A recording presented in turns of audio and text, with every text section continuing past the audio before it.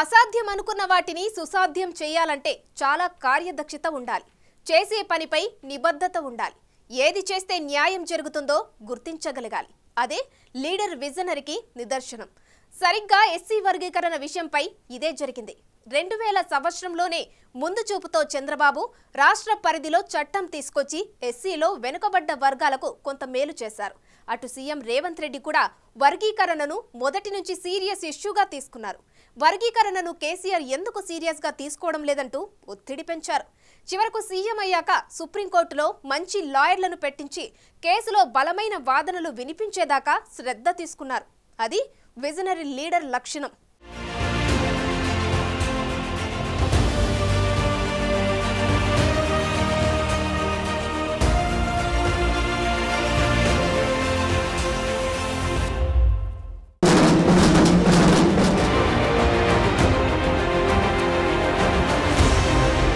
మా చేతుల్లో ఏమీ లేదు, మేం చేయాల్సిన పని చేశాం.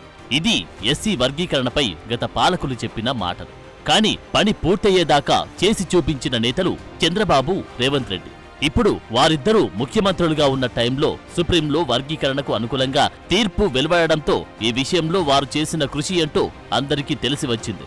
ఎంఆర్పీఎస్ ఉద్యమం ఉధృతంగా సాగుతున్న రోజులవి. వర్గీకరణ చేసి ఉపకులాలకు రిజర్వేషన్లు ఇవ్వాల్సిందే అని పెద్ద ఎత్తున పాదయాత్రలు, బహిరంగ సభలు జరుగుతున్న సమయంలో చంద్రబాబు ఉమ్మడి ఏపీ సీఎంగా పగ్గాలు చేపట్టారు. 1996లో జస్టిస్ రామచంద్రరాజు కమిషన్ వర్గీకరణపై రిపోర్టు వచ్చింది. సో ఆ రిపోర్టు ఆధారంగా 1997 జూన్ 6న ఆనాటి టీడీపీ ప్రభుత్వం 15% ఎస్సీ కోటాను విభజిస్తూ ఓ జీవోను విడుదల చేసింది. ఎలాగంటే ఏ గ్రూపులో రెల్లి, దాని అనుబంధ కులాలు సహా మొత్తం 12 కులాలను కలుపుతూ వారికి 1% కోటాను ఇచ్చారు. వీటిని అట్టడుగు స్థానంలో ఉన్న కులాలుగా గుర్తించారు. ఇక బి గ్రూపులో మాదిగ, దాని ఉపకులాలు మొత్తం 18 కులాలను చేరుస్తూ వారికి 7% కోటాను కేటాయించారు. సిలో మాల, వాటి ఉపకులాలు మొత్తం 25 కులాలను చేరుస్తూ వారికి 6% కోటా ఇచ్చారు. డిలో ఆది, ఆంధ్రులతో పాటు మొత్తం 4 కులాలను చేర్చి 1% కోటాను నిర్ణయించి అమలు చేశారు.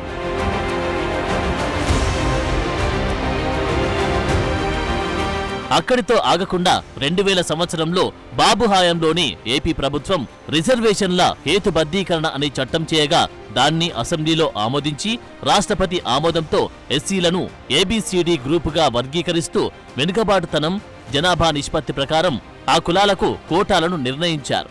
కానీ 2004 నవంబర్లో సుప్రీంకోర్టు దీన్ని కొట్టివేయడంతో ఈ చట్టానికి మరోసారి బ్రేక్ పడింది.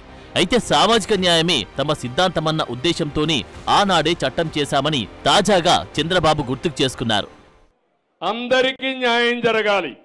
అందుకే 96-97లో రామచంద్రరావు కమిషన్ వేసి ఆర్థిక పరిస్థితులను అధ్యయనం చేసిన తర్వాత ఏబిసిడి కేటగరైజేషన్ నేనే తీసుకొచ్చా. తర్వాత అది డిఫరెంట్ కోర్ట్స్లో ఛాలెంజ్ అయ్యి ఇప్పటి వరకు అనేక విధాలుగా ముందుకు పోయి ఈరోజు దాన్ని 7 జడ్జెస్ బెంచి ధృవీకరించారు, దాన్ని కూడా ఆమోదించారు. వర్గీకరణ మ్యాటర్ చివరికి సుప్రీంకోర్టుకు చేరింది. 2020లో సుప్రీంకోర్టు 5 జడ్జీల ధర్మాసనం ఈవి చిన్నయ్య వర్సెస్ ఆంధ్రప్రదేశ్ కేసులో సుప్రీం గతంలో ఇచ్చిన తీర్పును తప్పుబట్టింది. పునఃసమీక్షించాలని పేర్కొంటూ 7 సభ్యుల రాజ్యాంగ ధర్మాసనానికి రిఫర్ చేసింది. ఎస్సీ ఎస్టీ వర్గీకరణ చేసి అధికారం రాష్ట్రాలకు ఉందా లేదా అనే అంశంపై దాఖలైన 23 పిటిషన్లను ఈ ఏడాది ఫిబ్రవరిలో సీజేఐ రాజ్యాంగ ధర్మాసనం విచారణ జరిపింది. ఇందులో మాదిగ రిజర్వేషన్ పోరాట సమితి అధ్యక్షుడు మందకృష్ణ మాదిగ వేసిన పిటిషన్ కూడా ఉంది. వీటిపై 3 రోజుల పాటు వాదనలు జరగగా ఫిబ్రవరి 8వ తేదీన తీర్పును రిజర్వ్ చేస్తున్నట్లు బెంచ్ ప్రకటించింది. ఇప్పుడు 5 నెలల తర్వాత తుది తీర్పు వెల్లడించింది. సో ఈ కేసు సుప్రీం రాజ్యాంగ ధర్మాసనం ముందుకొస్తుందని తెలుసుకొని సీఎం రేవంత్ రెడ్డి చాకచక్యంగా పనిచేశారు. విచారణకు రాకముందే అంటే 2023 డిసెంబర్ 23న అడ్వకేట్ జనరల్ ను సుప్రీంకోర్టుకు పంపించారు. డిప్యూటీ సీఎం బట్టి విక్రమార్క, దామోదర రాజనరసింహతో కోఆర్డినేట్ చేయించారు సీఎం రేవంత్. సుప్రీంలో పేరున్న లాయర్లను పెట్టించి వర్గీకరణకు అనుకూలంగా వాదనలు వినిపించేలా చూసుకున్నారు. 2014లోనూ వర్గీకరణకు అనుకూలంగా అసెంబ్లీలో వాయిదా తీర్మానాన్ని రేవంత్ రెడ్డి ఇచ్చారు. సో ఎస్సీ సబ్ కోటాపై ఓ కమిట్మెంట్తో పనిచేశారు. ఇప్పుడు సీఎంగా అవకాశం రావడంతో ఆ పనిని మరింత నిబద్ధతతో పూర్తి చేసి మాదిగలు ఇతర ఉపకులాలకు మేలు జరిగేలా వ్యవహరించారు. ఇది జరిగిన విషయం.